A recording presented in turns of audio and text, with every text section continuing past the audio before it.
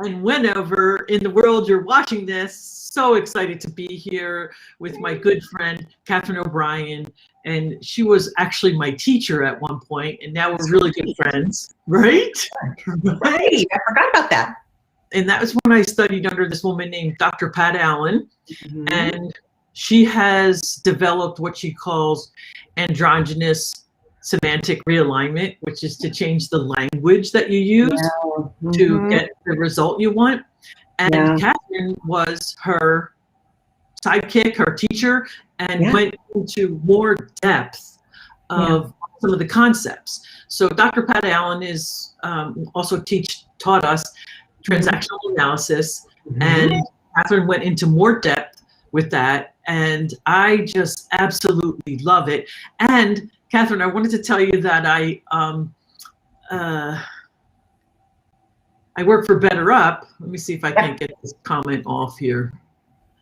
Sometimes people put like in the chats, they put advertisements. Oh, I was wondering what that was. Yeah, for themselves. So I forget what I was saying, but we're going to talk today about the drama triangle, which is a part of transactional analysis, which was developed by Dr. Steve Karpman. And I find it an incredible way to, and Catherine's lifting up his latest book, which is A Game-Free Life. Game-Free Life. And you know when someone says, what kind of game are you playing with me, things like that? Well, there's actually people that investigated it and studied it and came up with this drama triangle. So, Catherine, why don't you tell us a little bit about yourself? Okay. And you're the TA teacher, and then we'll eventually get to the drama triangle. Great. Joan, so nice to be here today. And yes, we go back quite a few years. I am currently a mental health licensed counselor, state of California. I work at a local junior college not too far away here in Orange County. And before that, before I became a licensed counselor, I worked in the restaurant business. I was director of training for a restaurant company. And so I oversaw about 300 managers and their training and development. And what was great about that job is I got to travel a lot, eat in good restaurants, and I got to see people develop, both the leaders of the company, but also the managers. You know, when you see someone and they go from a busboy to a waiter to a manager and then a general manager, it's just so satisfying to see people progress in work. And I've always found a lot of pride and value in that. Yeah. So what was interesting is the more I advanced with the company, the more I advanced with training, manager skills were important. You know, they needed to know, how do you make the food? How do you deposit the money? How do you discipline an employee? But what really became a point of interest for the managers is when they would get together for a workshop and they would say, Catherine, I follow the manual. My employees aren't listening to me. Exactly. How come? What's going on? And I'm really mad about it, or I can't sleep at night. And so when I would come into town, I was sort of known as the person who would say, okay, close the door. Let's all talk about this, because we've got some good tools that can really help you at least identify what's going on there, and then ways that you can help. After a 25-year career in the restaurant business, the restaurant I worked for started to shut down. And so I went to school, became a licensed marriage and family therapist. And so interesting, Joan, because the same tools of TA, transactional analysis, that I would teach these managers, I bring to my clients, because at least half of them are having issues at work.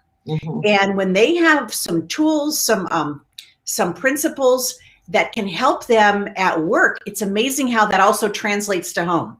Oh my gosh. So you know, it helps in all arenas.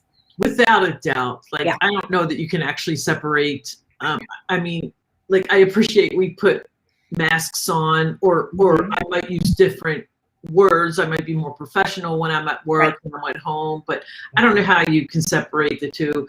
I'm very values-based in my coaching. So my values are my values, whether I'm at the grocery store or whether I'm dealing with my boss. But I like what you said so far, because this show is guide it to first-time leaders, first-time leaders. And so that is the biggest thing I hear is like, how do I talk to people? Yeah. And here's one I had recently. It's like, I ask them to their face what I can do, and they say everything's great. Yeah. And then when I get an evaluation, they beat me up. Yeah. And so, and then they ask me, like, what specifically do I say? What specifically do I say? Oh, that's how I started, that I work for Better Up. And Better Up has thousands of resources available for us as coaches to give our members to continue the learning from the lesson. And the drama triangle's in there. There's 2. Is it? Yeah, I thought. Terrific. Amazing. Okay. So. Yeah. Do you want to tell us anything more about yourself before we get into the drama triangle? I don't think so. Let's just jump right in, and then we'll see what comes up, because the drama triangle is just one of those great tools. Transactional analysis, which is a theory of psychology, actually, created by Eric Berne many years ago.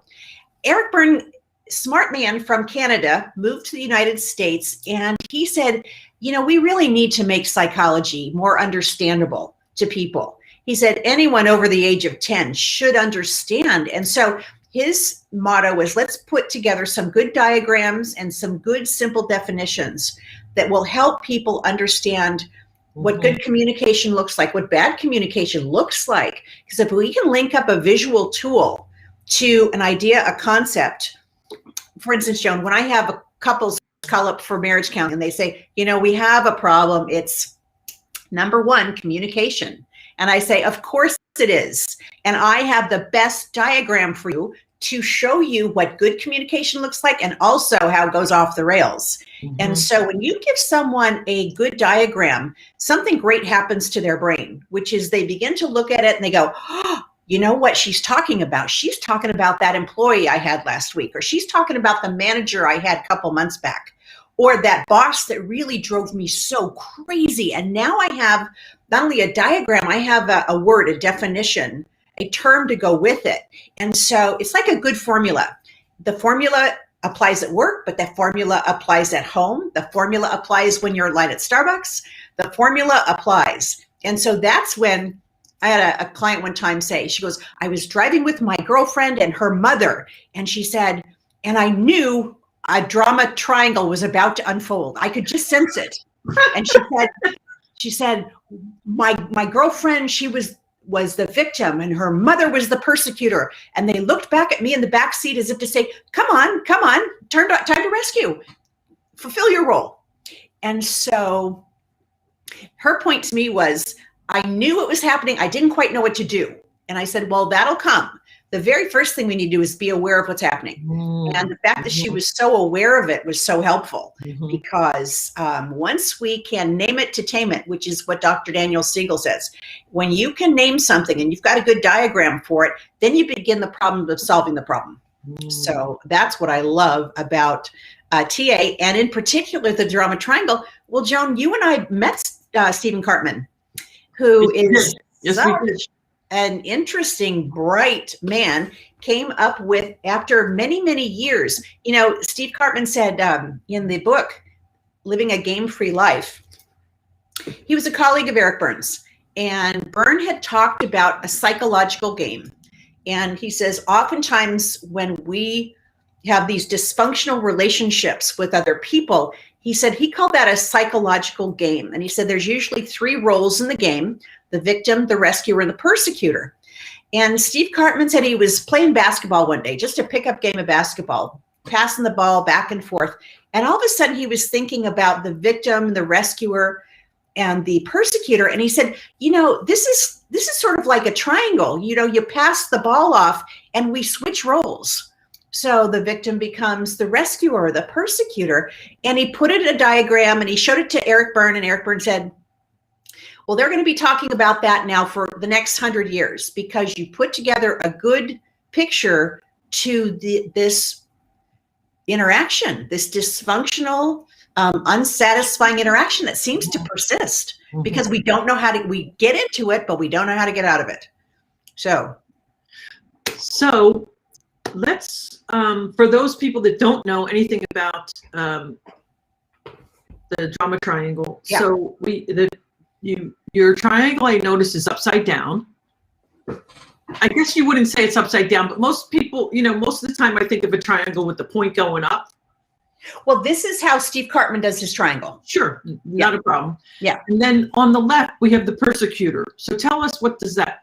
Oh, well, the drama triangle, each corner of the triangle has these different roles, as BRIEN said.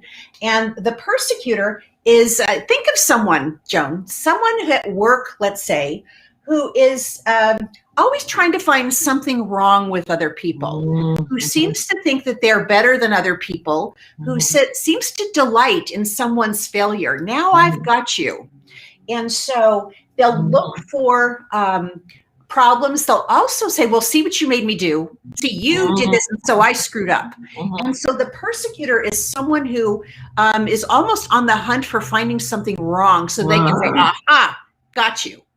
That's the problem. It's not me. So interesting, Joan, because I have a client who she's had 5 jobs in 6 years. And she's very competent at her job. Unfortunately, it's always them. She has begun to believe, after 5 jobs and being terminated for every one, that perhaps it is her. And she's extremely competent, but she has had such a difficult time holding back this critical, it's your fault, you, that people don't like to work with her, and they found a reason for her to be gone.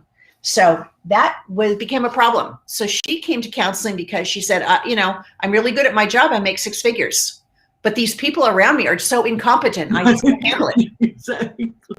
Okay, I think I got something for you. And it might be true. I have more than one client that I've said, what your problem is that you're too smart and you're too logical. Like you can see forward, So one of my clients was told, you need to dumb it down. You need to dumb it down. Well, with this client, I said to her, she says, I make 6 figures and I have to deal with this incompetent boss. I said, okay, so can you think of it this way? You make $60,000 a year for the work that you actually do. The other $60,000 is to put up with the incompetent boss. You think you can do it? I love that. For 60 grand a year, do you think you could zip your dang mouth and just say, And that might work. With my boss that I had that was narcissistic, that was total persecutor, I would say, sounds great. Let's try that. That sounds wonderful. I would try not to say it like that. I would try to say, that sounds great. Let's do that. Yeah, let's do that. And it confused him when I didn't fight back with him. Yeah, they really are spoiling for a fight because they like to engage. So so with her, and I think she did get the message, which was she finally had a job she did like, but she couldn't control her critical mouth. And that's when I say, if you like the job and the money that it brings, and it's not immoral, unethical, or illegal, is anything your boss doing immoral, unethical, or illegal? She goes, no, it's just annoying. I said, okay, for $60,000 a year, you think you could put up with that? That's $5 grand a month, right? Yeah, I think I could do it. I could. Well, you're being so rational, and she seemed to you very emotional. Yeah. Yeah. Yeah. One of the things about the drama triangle is we often, I like to say, we have sort of home base. So if it's okay, I'll talk about the next role, because this is what I was for years, and that's the rescuer. Okay. The rescuer is the role in the game that says, I'm happy to help. I'm happy to help. In fact, you don't have to do it. I'll do it. Okay. I know you didn't even ask, but I can do it for you because I know it's probably kind of hard for you. Exactly. Thinking that there might be some, appreciation or reciprocal behavior, but there would not be. So the rescuer is someone who's happy to help, they really have oftentimes the best of intentions. However, they're helping someone without the other's permission oftentimes. And so they'll jump in and they'll swoop in and rescue because it gives them attention. It gives them accolades. Who doesn't like a good rescuer in the job arena? We all need people who will jump in and help. The only problem is they help and overhelp to the point where then they begin to resent people who don't appreciate them for the help that they have offered. They get exhausted because they're working all the time. And then they begin to resent other people who don't work as hard as they do. Mm-hmm. Had a client who said, I work 50 hours a week. I never take vacation. And she says, I resent my coworkers who want to take the weekend off. I said, okay, but you know, they do pay you for your job, which is Monday through Friday from 9 to 5. Mm-hmm. I said, it might be time for you to go out and have a little more fun. She goes, well, I don't know how to have fun anymore. I work. So she got a lot of value from being the rescuer, Mm-hmm. but when she wasn't getting enough accolades for it, and they often don't, they begin to get very unhappy, burnt out, resentful. And that's when they end up in my office in therapy, because they say, you know, I'm working, and I'm so underappreciated, and I don't know what else to do. Mm-hmm. And then Yeah. Go ahead. for the first time leaders, what it can do to your staff, employees, whatever, your direct reports, is totally disvalue them, discount them. Like you said, at some point you said, I know you're not smart enough to do this, I'll just do it for you. Something like that you said. Yeah. So now the person that you're doing it for is thinking, well, gosh, I could have done that. Gosh. Yeah. And so there now becomes this chasm that's just getting bigger and bigger and bigger. They begin to often say, well, what did you hire me for? Exactly. So you trained me to do the job. I start to do the job and you swoop in and you do it better. And so the other person sometimes will say, well, fine then, you know, you do it better than me. So you take away their opportunity. And sometimes the rescuer does that, Joan, because they little mistakes that other people make, they just can't stand it. And yet that's part of the learning process. You know, anytime we've done anything, I'm here fidgeting today because I have not done this. I've done it on Zoom, but I haven't done it on this one. So I'm very conscious of my face has disappeared. Where's it got to go? But, you know, I'll learn. I'll get it better. But you have to do it and then learn from it. Rescuers often aren't willing to let the little mistakes happen so that people can learn. And they really have to, again, it's interesting, just kind of go, You've done that 20% right. Okay, now let's try again. Mm-hmm. One of the things I work on in management training is the type of learners. We've got our visuals, our auditories, and our kinesthetic learners. Mm-hmm. And the kinesthetic learners need a lot of repetition. They like to see it, they like to hear it, and then they like to try it, and they screw it up. So they got to start again. Visual people just tend to see something and they get it right off the bat. They kind of run the movie in their head. Auditories, you know, they read it, they hear it, they do it right. Not kinesthetics. As a kinesthetic learner, I goof up a lot. Mm-hmm. And usually on the third time I got it, but not the first two. And there were managers in my past who would look at me and just like roll their eyes like, when is she going to get this? Mm-hmm. Well, give me a couple more times at practice. Can't do something once a week and be any good at it. So oftentimes learning theory can really help here too. But very often people who get promoted in first-time leadership think, you know, I'll jump in there and I'll help them out. But they're not allowing for people to make their own mistakes and learn either. Mm-hmm. And then I don't know where this puts me on the chart, but if you rescue me, I'm going to let you do it. I'm going to be like, okay.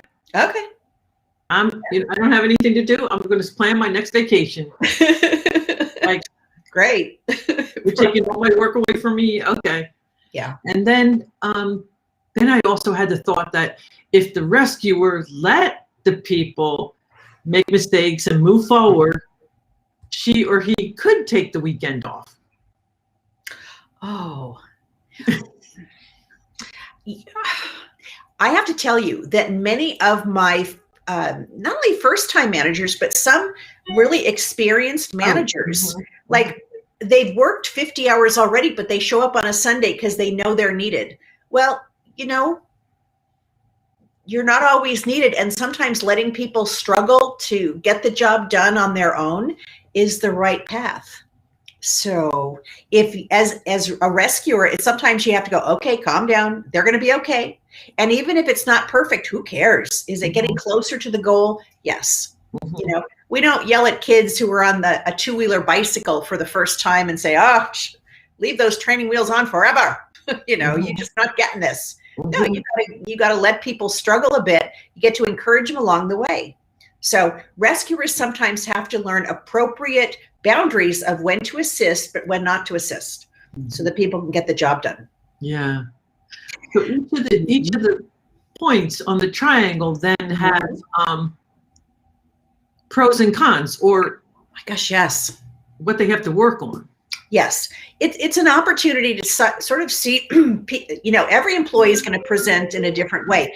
And when there's when you sense a psychological. Oh, here you go. Sorry about that. Sorry about that. For those that are watching, I'm in the middle of escrow, so people are calling me all times of the day and night. I don't know why it has to be so complicated. Oh, and so like.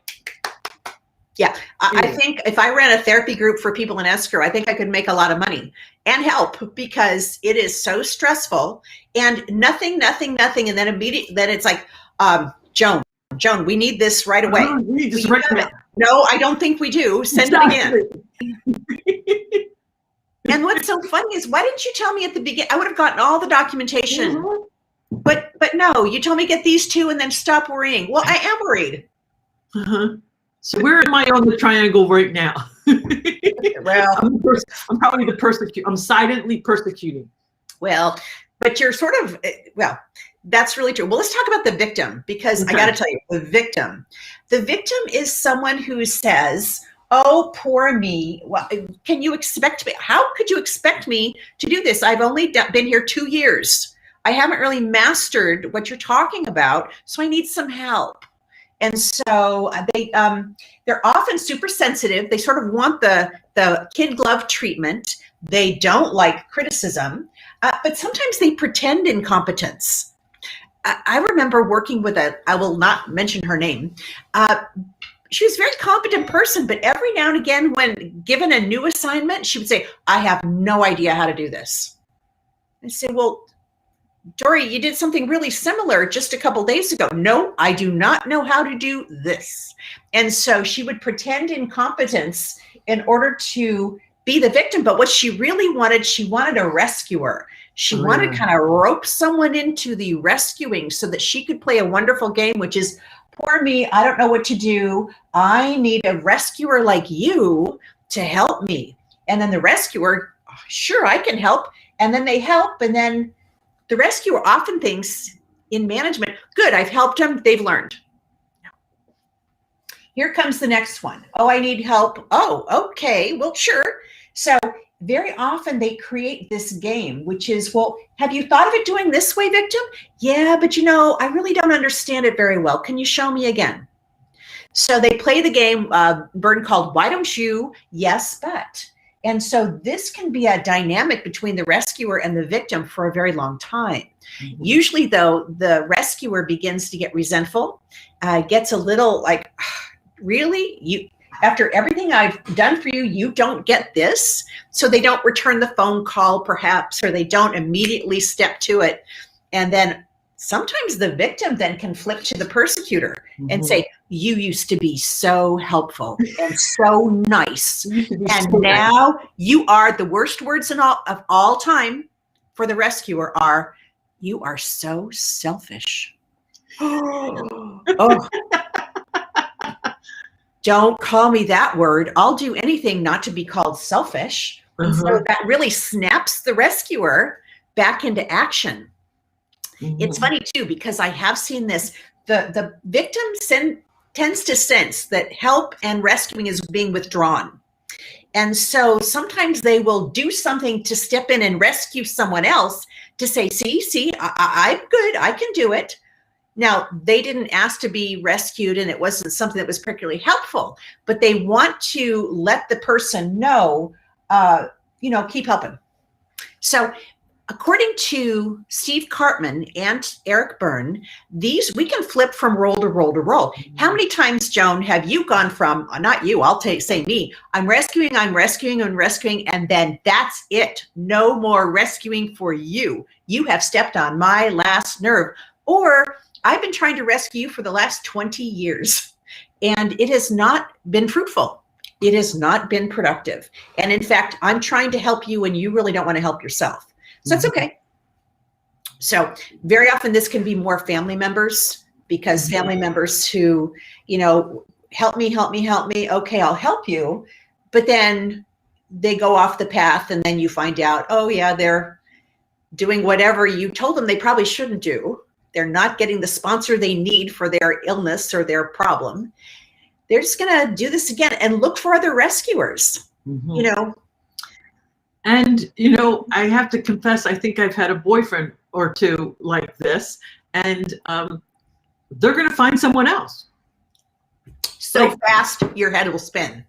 Like, how could I leave him? He's so incapable of getting through life. And you know what? He's just going to find another person, different name, different looks, but it's going to be someone else who just pays his bills, takes him everywhere, puts up with, he's going to find. So the victim knows how to attract the person, the rescuer. Yeah. Well, when you think about it, rescuers, when they're unconscious, this is not a game that people play in their own awareness. Very often they're like, I don't understand. I thought if I rescued enough people that I would finally get what I want and deserve. And it doesn't work out that way. And I have a work example that I think is kind of fun. When I worked in the restaurant business, we had an annual conference, and I just loved them because I got to see everyone and do a workshop, and there was always an introduction cocktail party. And what I learned was, when people were having the cocktail party, it's time for me to go get my room set up. But there was one person in another department that was notorious. She would say, as the victim, I need help getting my room set. I need help getting can you help me set up my room? Can you help me set up my room?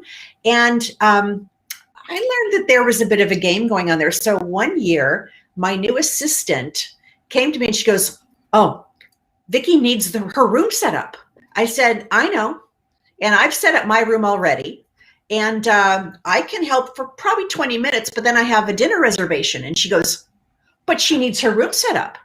And I said, her room to teach your class. To teach her class, okay. Her workshop. Okay. Set up the chairs, get all the materials set up.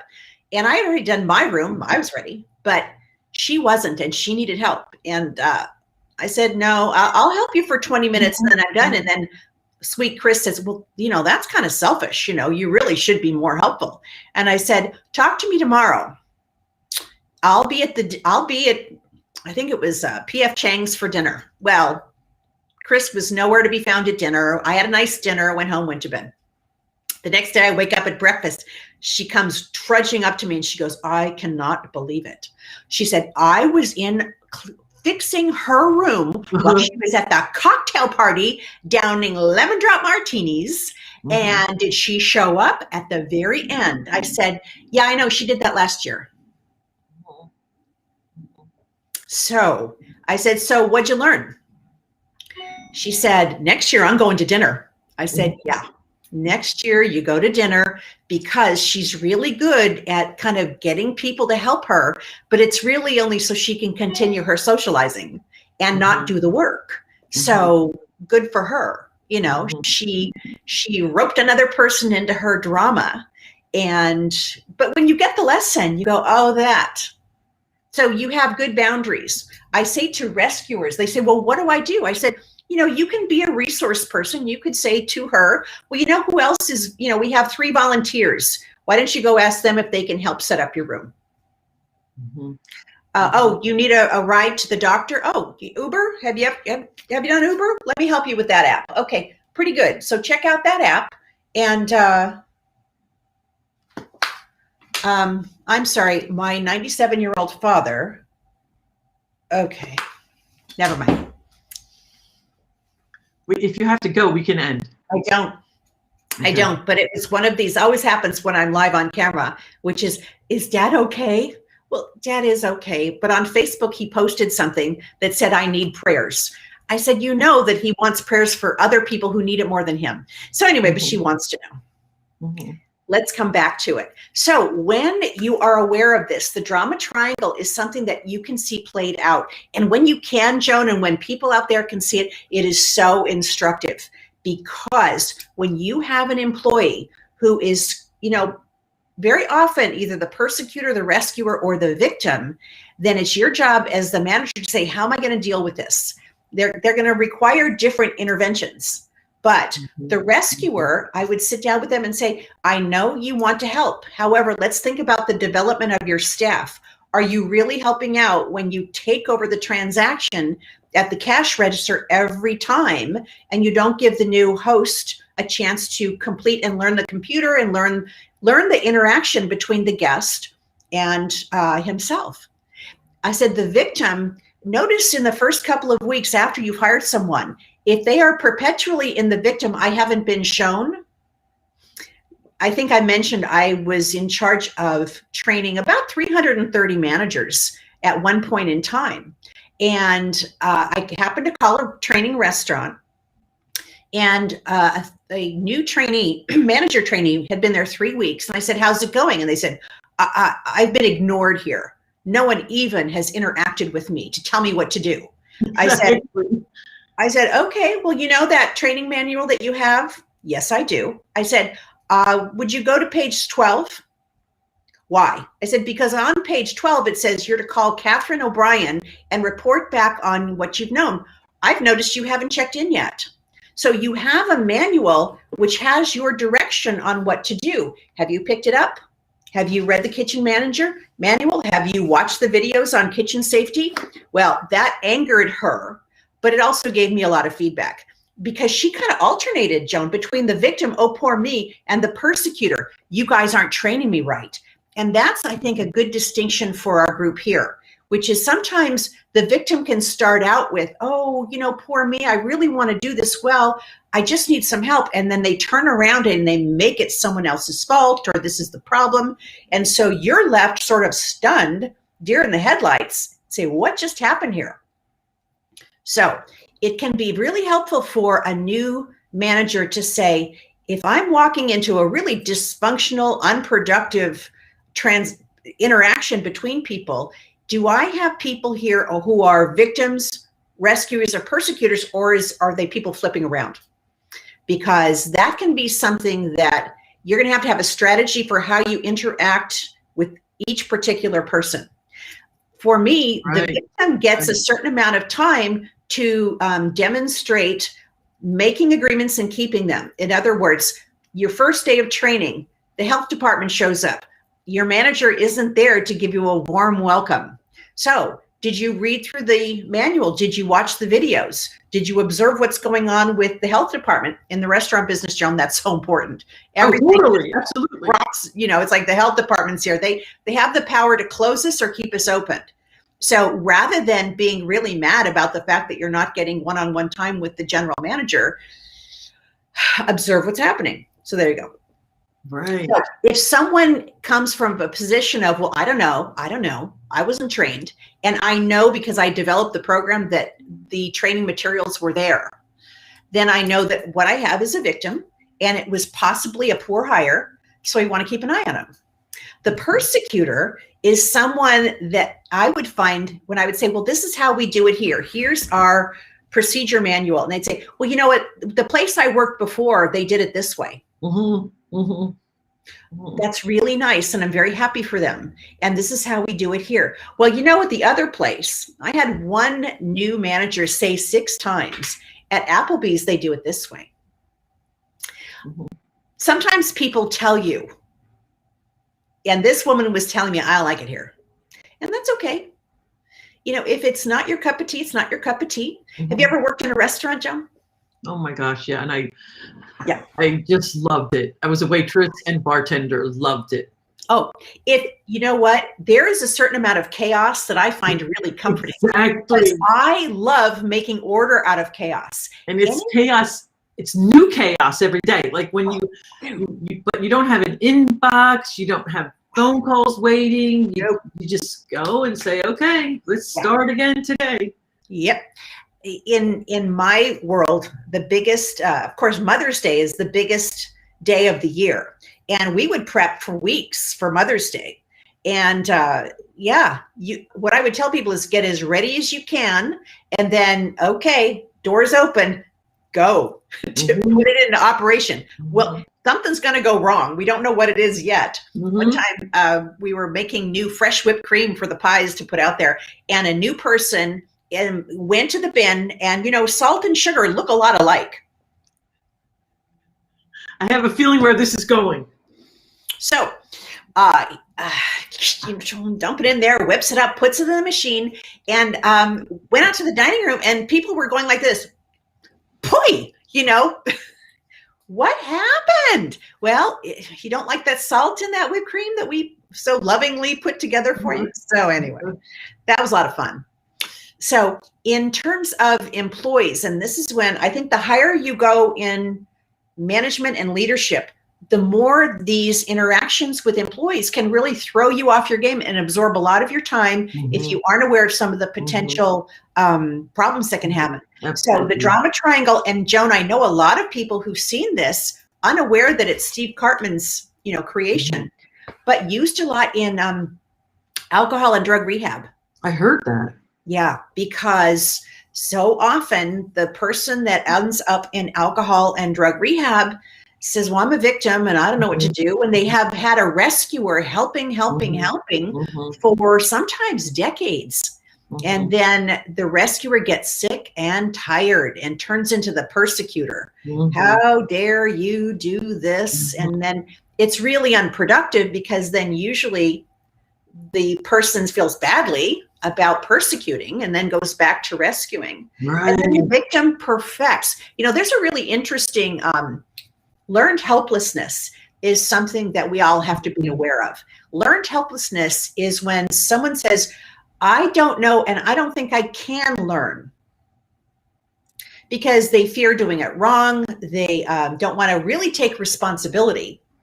And so learned helplessness is something to be aware of, that when you have an employee that chronically does not want to step forward and do the task, even though they're going to do it wrong, and they will, it's okay, keep doing it. That's someone to keep in mind. So the higher up you go in leadership, very often these psychological games, as shown us by the drama triangle, really play themselves out, and you can spend hours saying, what is going on here? I don't get it. But now when you know this, you can say, okay, I think what happens is we have someone who has said, I need help, I need help, I need help. 95% of my employees are doing great, but this one is requiring a lot of time and attention and resources and seem not to be getting it. And I am spending way too much time trying to rescue and resenting it the whole time. And it's, for some reason, I'm thinking of that song from the 70s, maybe, Games People Play. Yes. And then, so that reminded me, wasn't that either Byrne or Cartman's book? Games People Play was the book that got Eric Byrne on the map. Okay. So he talked about over 30 psychological games that we play with people that keep us, keeps us busy, but it also keeps us from the real goal of life, which is let's move on, let's be productive and happy. And Byrne always thought that intimacy was the best form of relationship, but he also knew people didn't know how to do that. And so they spent a lot of time playing games. Right. So, and if you were raised in a household, by the way, my friend Chris, the one who, was going to help, she grew up at 5 years old. Dad left and she was there to take care of her younger sister. She was a rescuer for decades. It was rewarded. It was something she did well.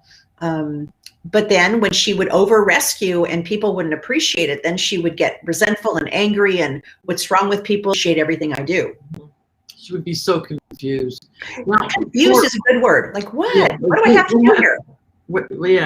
Yeah. And so to get out of the game, I have two things I want to ask before we get off. to get out of a game, first of all, I want to say that a game could be anything, and correct me if I'm wrong. When I find myself going da-da-da, da-da-da, da-da-da, da-da-da, da-da-da, da-da-da, I'm in a game. And so I need to kind of go, what's my part? What's happening? Yeah. And tell me your thoughts on that. Yeah. Well, in the workplace, I require a well-written job description. What's the job description here? Because this is our contract. We've hired you, and for this 8-hour period of time, we're renting your behavior. So do the stuff on the job description. So to the victim who says, I don't know how, I says, well, okay, there's the job description. You met with Sam and with Helen to learn this first part of your job. Did you meet with them? Yes, I did. Okay, their feedback was that you seemed unwilling to attempt the job yourself. Yes, well, I just don't think I need more training. I need more time and attention. So when you have a written job description and you go back to that and you say, okay, we're going to have a nice agreement here. We're going to pay you and you're going to do this job. Now, if you're not doing the job, I understand it might not be your cup of tea. So many people, Joan, would go to Cal Poly Pomona, get a 4-year degree in hotel and restaurant management, never having worked in a restaurant, show up in one and then say, well, this isn't what I thought it was going to be. This isn't what I learned. And we're like, yeah. Did you ever work in a restaurant? Because you either really take to it or not. Very much like hospital work. 2 of my siblings work in hospitals. I like them, but I would never want to work in one. I have a discomfort level in hospitals. They don't. They thrive in it. Exactly. Yeah. But then working in a restaurant, they were like, are you kidding? It's so chaotic back there. So people find their comfort level and then they can move forward. So when you sense, and sometimes it's a gut punch, you just kind of go, what happened there? You know, you walk by someone and you go, I got to sort this out. Often for me, it's like, why do I have this assignment? Why do I have this? Why did I take it? Why did I let them all of a sudden, blah, blah, blah. Okay, I'll just, let me just do it. It's going to be faster if I just do it before I explain it. I hear this from my first time leaders all the time. It's much faster if I just do it than explain it to somebody. Yes. So then I'm walking away thinking, shoot, I already got 10 things on my list to do today. And what are they doing? They're going to go to a nice long lunch. Oh, totally. They're going to be enjoying their lunch as Vicki was enjoying the cocktail hour with about 10 lemon drop martinis. It was so great the next day because I just looked at Chris and I go, so where's Vicki? Apparently she's drinking. So she did it last year. And then that was all. I didn't have to lecture her, Joan. It was great because she got the full lesson of the drama triangle, trying to rescue someone who initially started out as the victim, but it was really because she just wanted to keep playing. I loved it. I like not really having to do anything more than, she did it last year because that real life experience is just huge. So, yep.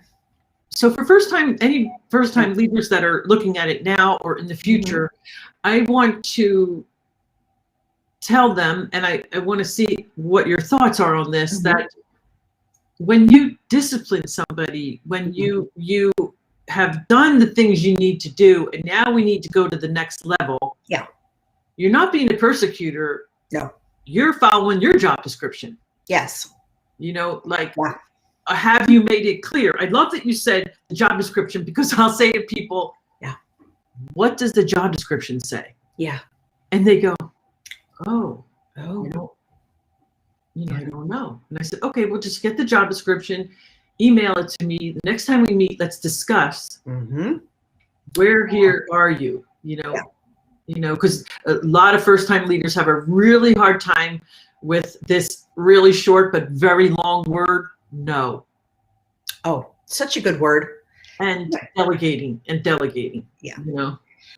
One of the workshops, Joan, that I often teach at the beginning, when I was working in the restaurant business, people would say, okay, Catherine, I have these big problems in the restaurant. You're going to come and teach conflict management. And I would say, well, no, I'm going to come and teach personality types in the workplace because I want to build a team. I want to identify the 4 basic temperaments and what they're good at and what they're not good at, and why it's really important that you have a variety of people to make this business work. Then the next workshop will be on how do you talk to each other in a very respectful, factual way. And you know, in TA, we talk that about adult to adult transactions, not parent to child. Parent to child says, you're doing it wrong. This is how you're supposed to do it. And without the proper training, managers very often just kind of revert to, I remember one really nice lead server, we promoted him, then he turned into a jerk. And they said, you got to come talk to him. And so I said, so how's it going? He goes, well, you know, I'm just acting like my first boss. And I said, kind of like the persecutor? And he goes, well, yeah, I guess. And he really had not given much thought to his management style. And so he's one that went right in there and pointed out, you know, you're wrong, you're wrong, you're wrong, you're wrong. I had one person, every time he opened his mouth, you know, I have a question, is it this? No. Like, ooh, you're overusing no.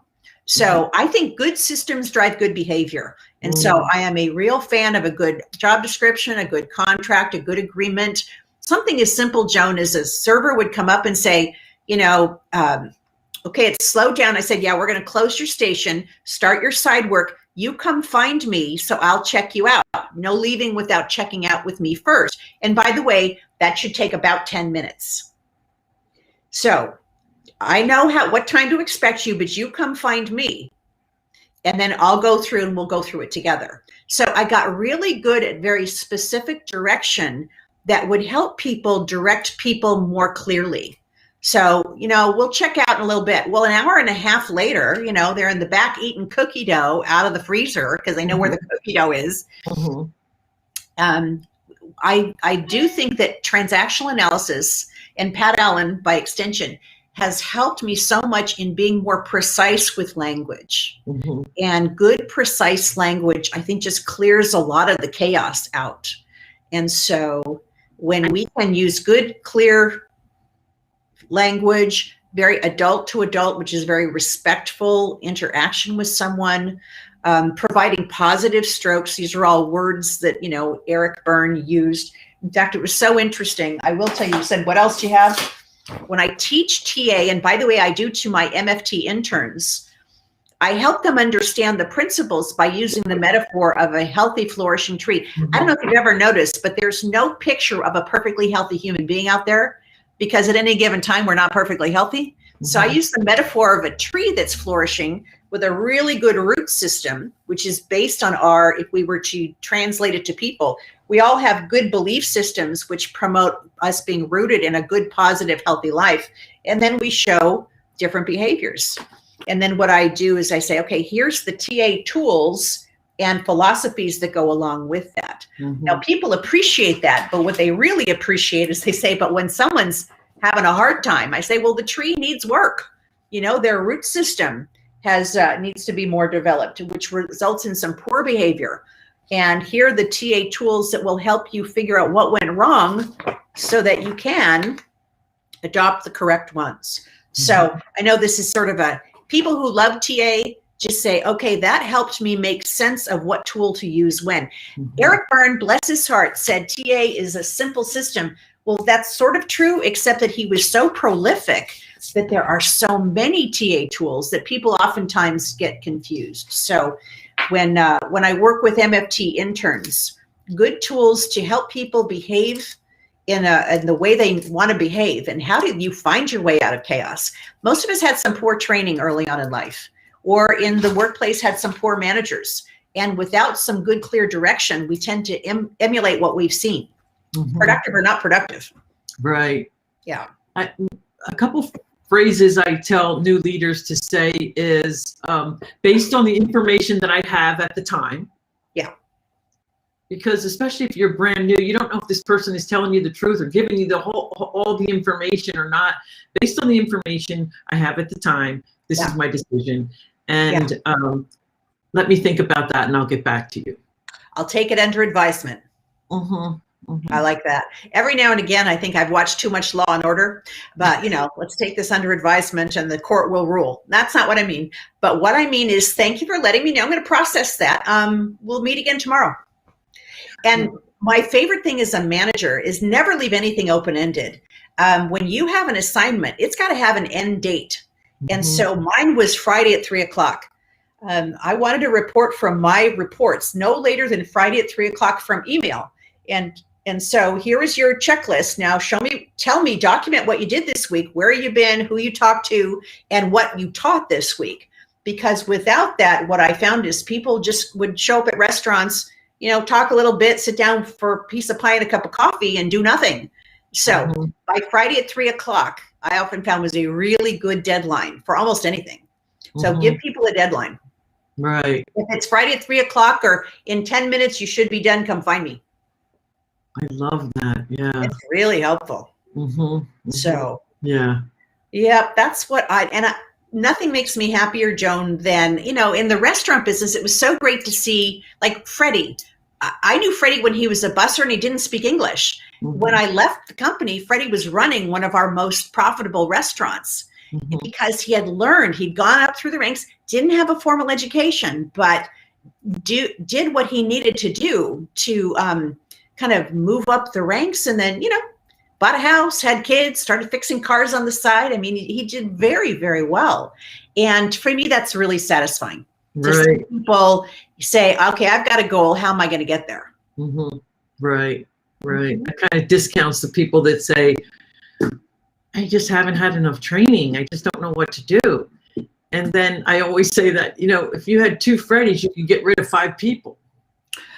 You need a couple Freddies, don't you? You need a couple and he was so funny too. I just love Freddie. A couple Freddies and you could conquer the world.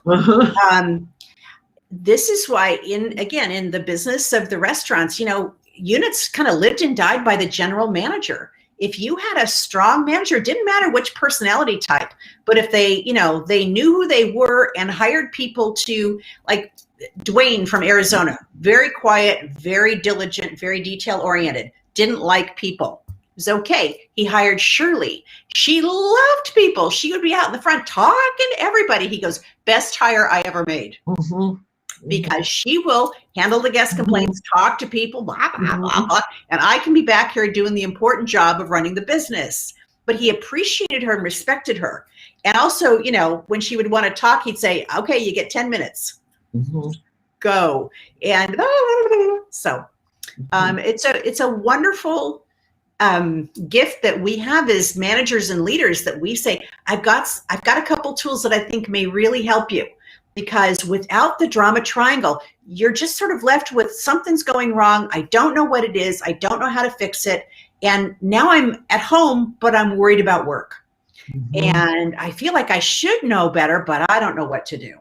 So, and again, I mentioned in my private practice, half of the people there started there because they're having trouble at work.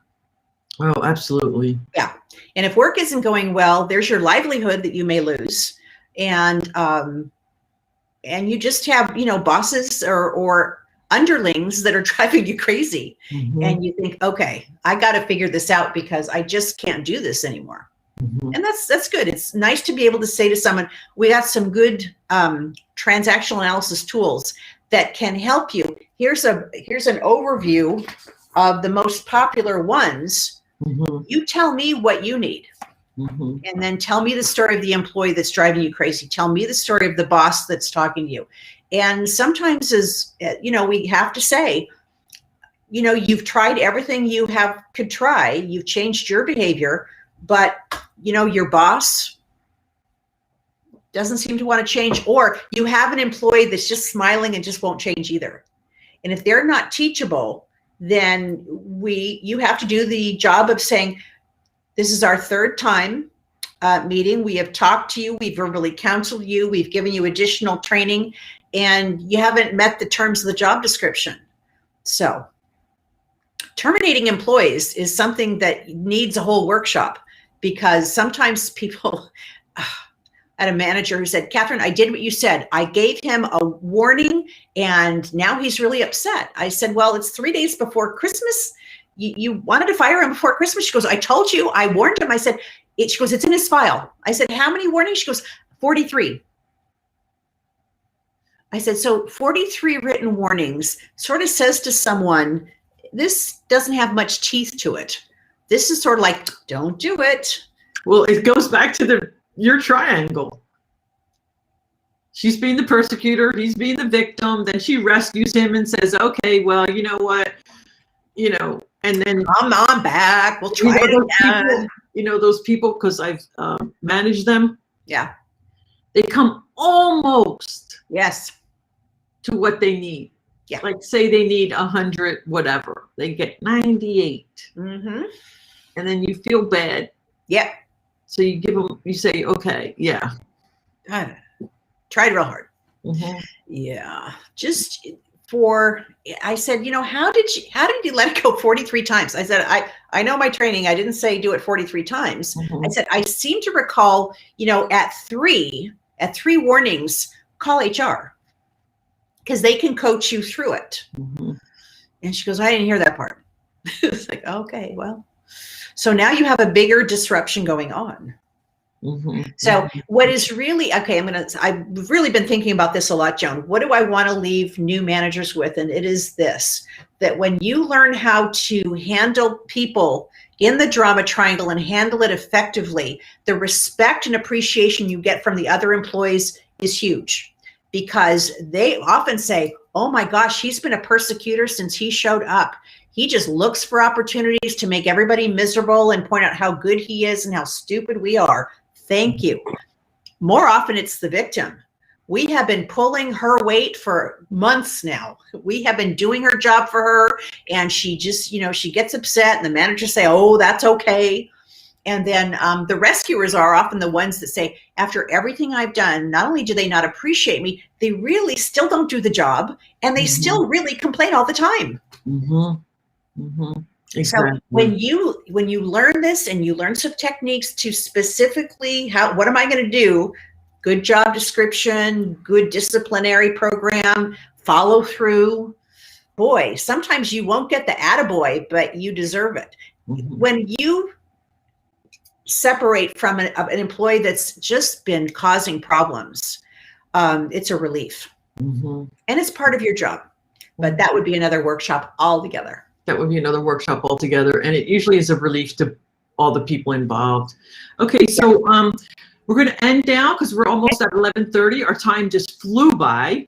And is there anything, how can people get a hold of you, Catherine, if they want to follow up and talk with you? Or sure. Well, I'm on LinkedIn. Send me a message. Mm-hmm. And I am happy, if anybody finds this interesting at all, happy to send out my TA trees. I call it, the TA tree has our TA tools. And then I say, here's the stuck tree. Here's the one that says, oh, things are going wrong. And what's really nice, Joan, is I'll sometimes use this with clients and say, nobody's got 7 areas that they need help. Usually there's 1 or 2. It's really true. So most people can get feeling more stable, feeling more confident when they really address the issues that because of their upbringing or whatever, they just haven't seen it. They just haven't really understood they've been engaging in the drama triangle this whole time and that there's a solution. Yeah, or given the permission to do something differently. Oh my gosh. That is one of the fundamental beliefs that says you have permission to your opinion, to your thoughts, to your feelings. Now, sometimes I will say in the workplace, do you have permission? Yes. In front of the guest? No, not advisable. You can be frustrated with someone, come back and talk to me about it. Mm-hmm. So, but I do want to hear your thoughts and feelings in an appropriate way and delivered in an appropriate manner. Mm-hmm. So we talk a lot. TA is terrific for explaining what good communication looks like and a good diagram for how it goes off the rails. And I don't know anybody that doesn't need, some reminders of what that looks like. Yeah. And I call it getting back on the balance, getting both my feet on the balance beam. Yes. Okay, so I'm going to let you go. Oh my gosh. Obviously, I'm going to have you back. Well, I love it. To talk about more of these things that are so exciting. My pleasure. So we're going to sign off right now. Thanks everybody who's listening right now or is listening in the future. Yes. reach out to either Catherine or Joan for more information, and Mhm. I will hit this little end stream button. Okay. I'll see you in a minute. Okay, bye. Bye.